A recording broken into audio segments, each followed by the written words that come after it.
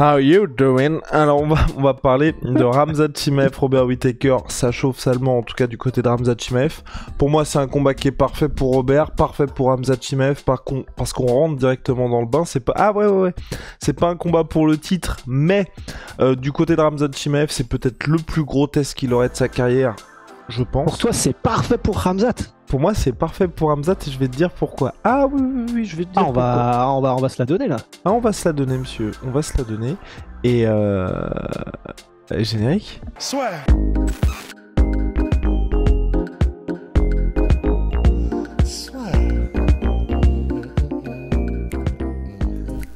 Entre dans l'octogone avec Unibet.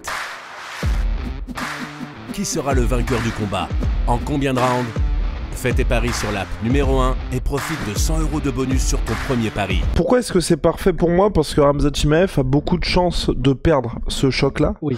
Et s'il gagne, il ferme toutes les bouches et c'est le seul combat qui n'est pas pour le titre qui peut lui permettre de fermer toutes les bouches et d'oublier ce qui s'est passé lors du mois de septembre dernier, donc où il devait à l'origine combattre notre cher Nate Diaz dans la catégorie welterweight. Finalement il fait pas le poids et il affronte en catchweight Kevin Holland. Là tu montes en middleweight contre un gars que personne connaît, un mec que personne ne veut affronter, et le gars qui est classé numéro 2 de la catégorie, numéro 1 quand il n'y a pas Adesanya qui a perdu sa ceinture contre Alex Pereira, mais le mec qui fait que si tu le bats, tu es automatiquement le prochain challenger à la ceinture. Et du côté de Robert Whittaker, je trouve que c'est parfait aussi parce que on en parlait déjà avec Big Rusty.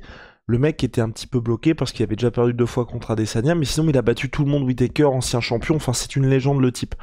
S'il bat Khamzat Chimaev que personne ne veut affronter, qui fait flipper tout le monde, là aussi pour lui c'est parfait parce que c'est automatique, t'as ton title shot, et si t'as pas ton title shot direct, t'as gagné tellement de sous et t'as gagné tellement de nouveaux fans en ayant battu Khamzat que ce qui pêche un peu chez Whittaker aujourd'hui, c'est ça. Et en plus, sportivement parlant, il pourra cocher encore, je suis un cauchemar pour tous les lutteurs. Donc moi, je trouve que c'est super si ça se fait. Ouais, je suis d'accord que c'est parfait du point de vue de où ils en sont dans leur carrière.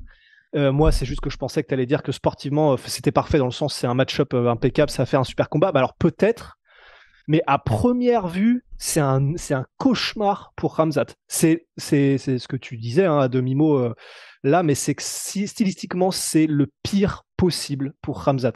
C'est-à-dire qu'au-delà même du fait que Whittaker n'a perdu que contre Adesanya chez les middleweight, et sinon il aligne tout le monde et sans trop de difficultés, c'est que effectivement, en plus de ça, là pour Khamzat, c'est un gars qui est très très bon en lutte et en défense de takedown, Robert Whittaker. Des déplacements exceptionnels, ultra rapides. Il fait mal, mais pas que mal dans le sens il te tient en respect, mal dans le sens il peut te mettre KO. Et au sol, c'est pas comme... Alors déjà, le maintenir au sol, c'est un bordel. Et en plus de ça, juste l'y amener et essayer de progresser sur Whittaker, c'est quand même une sacrée... c'est le bagne, quoi. Donc, et en plus de ça, c'est donc dans la catégorie supérieure, comme on l'a dit. C'est-à-dire que même si Whittaker n'est pas le plus gros des middleweight, c'est peut-être le seul avantage qu'il aura sur lui à ce moment-là si jamais il combat Khamzat. Sinon, c'est effectivement sportivement, c'est compliqué, même si je te rejoins. C'est vrai que. Alors après, toi, tu penses que Whittaker a à y gagner dans le sens, Khamzat est une beaucoup plus grosse star que Whittaker à l'international. Oui. Ouais. Whittaker. Non, mais oui, pour moi c'est super pour Robert Whittaker parce que Paulo Costa cochait un peu ces cases-là dans le sens où c'est un mec que Robert Whittaker n'a toujours pas affronté. On n'a pas cette impression que le mec stagne un peu parce que c'est un peu la situation dans laquelle il est.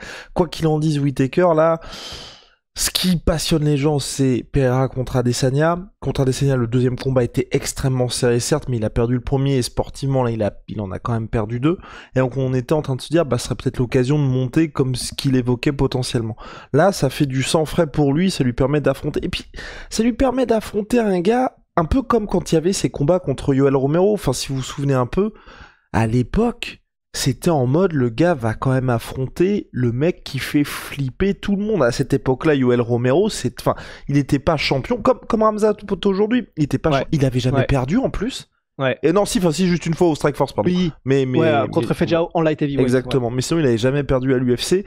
Il faisait flipper tout le monde parce que clairement, il sortait de sa victoire. Je crois, il y avait eu Chris Weidman et ensuite Luke Rockhold où les mecs, il les avait envoyés dans l'au-delà quasiment. Exactement. Donc, non, et Robert Whittaker, après, fort de sa victoire aussi, mine de rien, sur notre cher Jacare Souza, commençait un petit peu à faire flipper aussi. Donc, moi, pour le coup, avec Robert Whittaker, c'est un combat qui m'intéresse vraiment pour lui parce que t'as ce côté impossible et vrai challenge qui n'est pas pour une ceinture. Et encore plus encore que Paulo Costa, parce que bon, Paulo Costa, on avait quand même mis largement Robert Whittaker outsider. Donc pour moi, c'est vraiment parfait Enfin, dans les deux cas, c'est parfait parce que si vous n'êtes pas dans une logique de les mecs prennent le title shot, qu'est-ce qui peut être le plus intéressant pour eux et qui peut...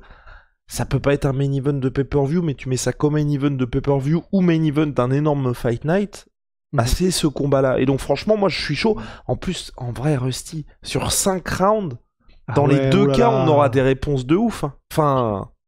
Ah bah c'est littéralement le test du feu pour tout autre être humain que Adesanya qui passe sous la barre des 84. Enfin, pour Khamzat, ça va être un test comme il n'en a jamais connu dans toute sa vie, c'est clair. Et surtout qu'aussi, juste pour te couper un tout petit peu l'herbe sous le pied, c'est, je pense que même plus intéressant pour nous qu'un potentiel Khamzat contre Alex Pereira, en fait. Ah oui, alors si le but c'est d'en savoir plus sur Khamzat, à 1000%. Parce que, effectivement, je crois que c'est Darren Till qui avait dit que ça se réglait en une minute ou moins d'avoir un Pereira contre Khamzat, ce qui est fort possible au regard de ce qu'apporte Khamzat et la lutte et un gros physique, et de l'intensité. Mais c'est vrai que pour Whittaker, en fait, et c'est pour ça que c'est bien aussi d'un autre côté. En fait, à part sportivement pour Khamzat, c'est vrai que c'est génial parce que purée. Il en faut quand même pour call out Whittaker quand t'es Khamzat, parce que premièrement, il avait aucune raison de le faire dans le sens, c'était bien avec Colby, il y avait du trash talk, avec Ousmane, c'était le titre à l'époque, maintenant c'est Leon Edwards, il a fait le trash talk contre Leon Edwards aussi Khamzat. Le seul mec contre lequel il n'avait pas fait de trash talk, c'était Whittaker, et c'était parfait puisque du coup tout le monde est en mode bon bah parfait, ils veulent pas se combattre, on se combattra pas. Et donc en vrai, je respecte quand même de ouf Khamzat parce que c'était le seul mec Whittaker où les gens ne le demandaient pas forcément, le combat. Il s'était pas mis dans une position où ça avait éveillé un petit peu la curiosité des gens, parce que justement, il avait au préalable, il y a quelques mois, dit « Moi, j'aime beaucoup Whittaker. Franchement, je sais plus s'il avait dit « J'ai pas envie de le combattre, mais je préférerais peut-être ne pas le combattre parce que c'est un bon gars et tout. » Donc, il avait vraiment aucune raison, dans le sens divertissement, créer de l'engouement, de retourner vers Whittaker, qui était le match-up le plus difficile pour lui. Et il y va quand même, et c'est le nom qu'il veut. Et ça, franchement, honnêtement, respect. Parce que rien ne l'obligeait. Il aurait très bien pu aller du côté de Paulo Costa. Je ne sais pas si c'était un match-up plus facile. J'aurais presque envie de dire que oui, presque. Tellement Whittaker est au-dessus du reste dans la catégorie. Donc, je ne sais pas si c'est parce qu'il n'arrive plus à cutter. Je ne sais pas si c'est parce qu'il sent que son physique avance trop avec l'âge et que ça devient trop difficile de faire les weight cuts. Je ne sais pas. Mais visiblement, en tout cas, je ne sais même pas si on l'a dit dans le début du podcast, mais Khamzat a call out, du coup, Whittaker, je crois que tu l'avais dit. Et du coup, voilà, c'est maintenant, il a son viseur qui est sur les middleweights et sur, en particulier, le mec que personne ne veut. Et je finirai là-dessus, pardon. Ça me rappelle quand même beaucoup ce qui avait fait un truc qui était très stylé à Adesanya aussi, il faut lui rendre aussi, c'était quand Adesanya avait lui-même call out Yoel Romero. Alors que tout le monde est en mode personne ne veut l'affronter, Adesanya est en mode justement moi je le veux pour vous montrer que Khamzat fait pareil, on peut ne pas l'aimer mais c'est quand même stylé. Wow, en tout cas on respecte Big Rusty. Moi je suis exactement du même avis.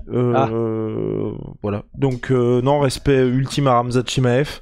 C'est top ce qu'il a envie de faire pour effacer potentiellement ce qui s'était passé lors de son dernier combat. Côté Whittaker maintenant, j'espère de sa part une réponse positive et que l'UFC organise ça le plus rapidement possible. Pourquoi pas? Non. C'est dommage. Ça, en vrai, c'est dommage que le Common Event soit déjà pris selon toute vraisemblance avec Masvidal contre Burns à l'UFC 287 parce que le Main Event, c'est Adesanya contre Pereira. Oh. Et c'est pour ça. Si on avait pu avoir ça en Common Event, c'était parfait parce que c'est évident. Mais vraiment évident. Cousu de fil blanc, j'ai envie de vous dire. Bah ouais, mais là, est-ce qu'on n'aurait pas Masvidal en middleweight? Ouais. Non.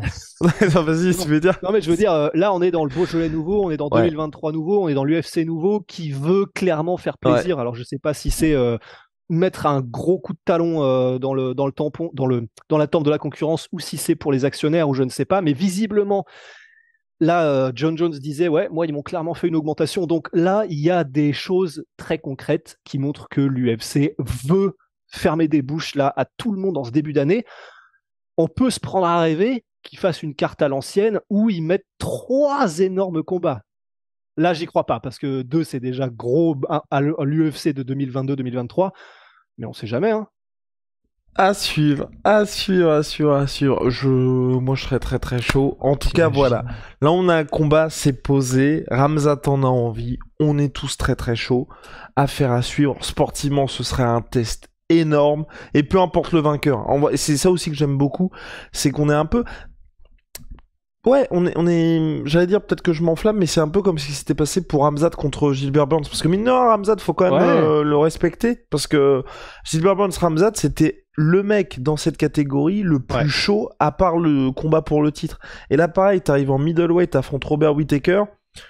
Peu importe comme il s'en sort, hein, parce que contre Burns, clairement, c'était pas le plan. Mais passer ça, vous savez que vous êtes calibre sale contender.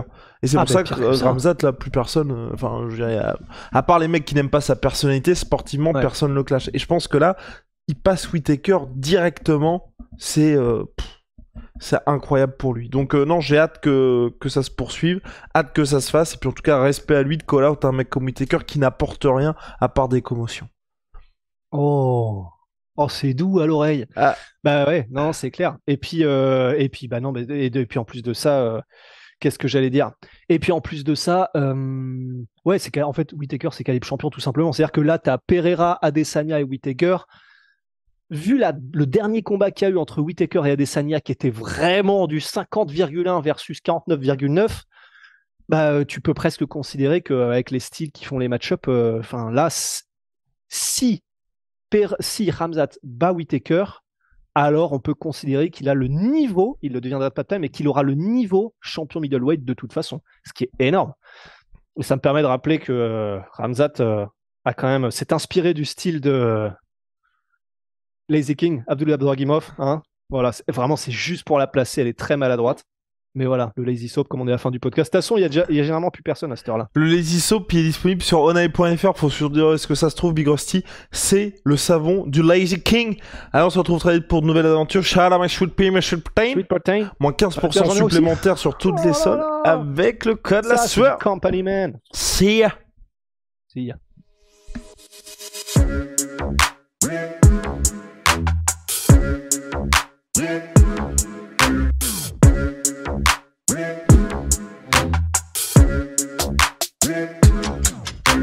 I'm fucking coming for you!